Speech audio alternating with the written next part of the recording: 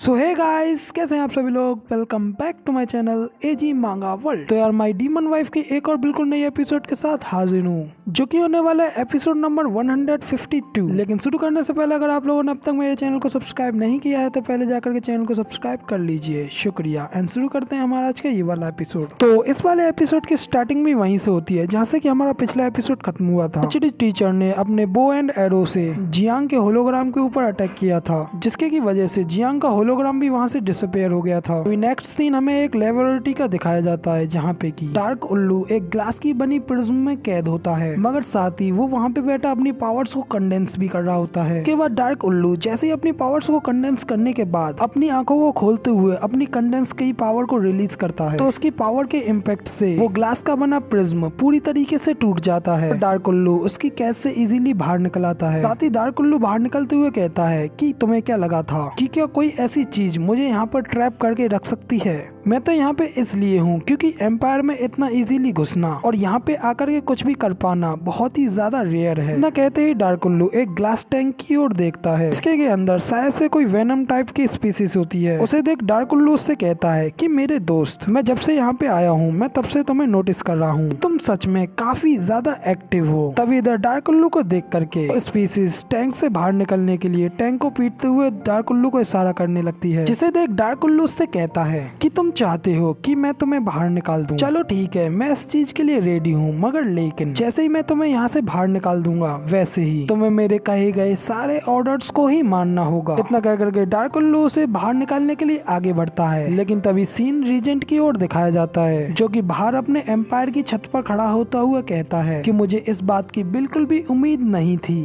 कि जियांग ये एक ऐसे हमले से भी बच जाएगा, और अब की बार उसे देख करके तो मुझे ऐसा भी लग रहा है कि वो मेरी लाइफ को लेने के लिए बहुत ही ज्यादा एम्बिशियस है। रीजेंट के ये सब कहने के बाद टीचर यालू रीजेंट से कहते हैं कि माय लॉर्ड, हमारी आर्मी पूरी तरीके से इकट्ठा होकर के तैयार है, हम लोग बस दुश्मन के अटैक का ही इंतजार कर रहे हैं। तभी टीचर यालू की ये बात सुनकर रीजेंट उनसे कहता है, किसने कहा कि सबसे पहले हम लोग सिर्फ डिफेंस ही करेंगे और अटैक करने के लिए सबसे पहले पहल नहीं करेंगे। इसके बाद रीजेंट आर्चरी क्लास के टीचर से कहता है, पिसी अब आगे का काम तुम्हारा है। तभी रीजेंट की ये बात सुनकर के आर्चरी क्लास के टीचर भी रेडी हो जाते हैं, अपने संग खड़े सभी स्टूडेंट की ओर देख करके उनसे कहते हैं कि तुम सभी लोग मेरे सबसे ज्यादा प्राउडेड स्टूडेंट हो, और हमारी ये आर्चरी क्लास की सारी एरोज के तीर सिर्फ और सिर्फ वॉर के लिए हैं, इसलिए अब तुम सब लोग भी उन लोगों को अपनी फुल एबिलिटीज को शो कराओ। आर्चरी क्लास के सारे स्टूडेंट्स अपने टीचर की बात के लिए एग्री हो जाते हैं और ऊपर और शिप की ओर अपनी बोज एंड एरोज को एक्टिवेट करते हुए क्राफ्ट किंगडम के फ्लाइंग पैलेस के ऊपर स्पिरिचुअल बोज एंड एरोज से अटैक करते हैं। तभी दिखाते हैं कि वो तीर काफी ज्यादा तेजी से सीधा उस फ्लाइंग पैलेस की ओर ही जाने लगती है। इसे देख वहाँ पे खड़ा एक डीमन दूसरे डीमन से कहता है कि वहाँ पे देखो आखिर वो क्या चीज हमारी ओर आ रही है। तभी दूसरा डीमन भी उस चीज को अपनी ओर आते हुए देख करके कहता है कि ये तो सिर्फ एक एरो है, और जैसे ही वो एरो यानी कि तीर लोगों के काफी ज्यादा करीब पहुँच जाती है, तभी दिखाते हैं कि उस तीर के पीछे से एक साथ काफी सारी एरोज निकलती हैं। कि देख सारे डीमंस हैरान होते हुए बहुत ज्यादा घबरा जाते हैं। तभी जैसे ही वो तीर उन लोगों के काफी ज्यादा करीब पहुंचती है, तो वो लोग कहते हैं कि हम लोग इन एरोज से बिल्कुल भी बच नहीं पाएंगे। कह करके वो अपने हाथ से अपनी आंखों को बंद कर लेता है, लेकिन साथ ही उसके थोड़ी देर बाद वो जैसे ही अपनी आंखों को भी खोलता है तो वो देखता है कि वो बिल्कुल ठीक है, क्योंकि वो सारी की सारी एरोज जियांग से बनाई गई प्रोटेक्शन शील्ड से टकरा करके वहीं पर रुक चुकी होती है। जिसे देख वो सारे डीमंस खुश होते हुए कहते हैं, बहुत अच्छे, यहाँ पे तो हमारे सामने हमारे कमांडर की बनाई गई एक ट्रांसपेरेंट दीवार है जिसकी की वजह से हम लोग बच गए। इसी वक्त हमें जियांग की ओर दिखाया जाता है, जो कि कहता है कि सभी लोग उतावलेपन से काम ना लें, क्योंकि किसी ने अभी अभी हम लोगों को एक गिफ्ट भेजा है, इसलिए हम लोगों को भी बदले में इनके लिए कुछ भेजना चाहिए। जियांग के इतना कहते ही पैलेस में लगे सभी रॉकेट लॉन्चर्स को एक्टिवेट कर दिया जाता है। फिर तभी इसी के साथ वो लॉन्चर्स बाहर निकल करके अपना एम ले लेते हैं, जिसके के बाद जियांग का इशारा करते ही फ्लाइंग पैलेस में लगे सारे रॉकेट लॉन्चर्स को रॉकेट से लोडेड लॉन्च कर दिया दिया जाता है और फिर वो सारी की सारी लॉन्च हुई रॉकेट सीधी एम्पायर के गेट को अपना एम बनाती हैं और सीधा जाकर के टकरा जाती हैं। तभी उन रॉकेट्स के टकराने से एक जोरदार धमाका होता है जिसे कि देख रीजेंट भी सीरियस लुक देते हुए सोच रहा होता है अटैक सच में बहुत ज्यादा फियरलेस था।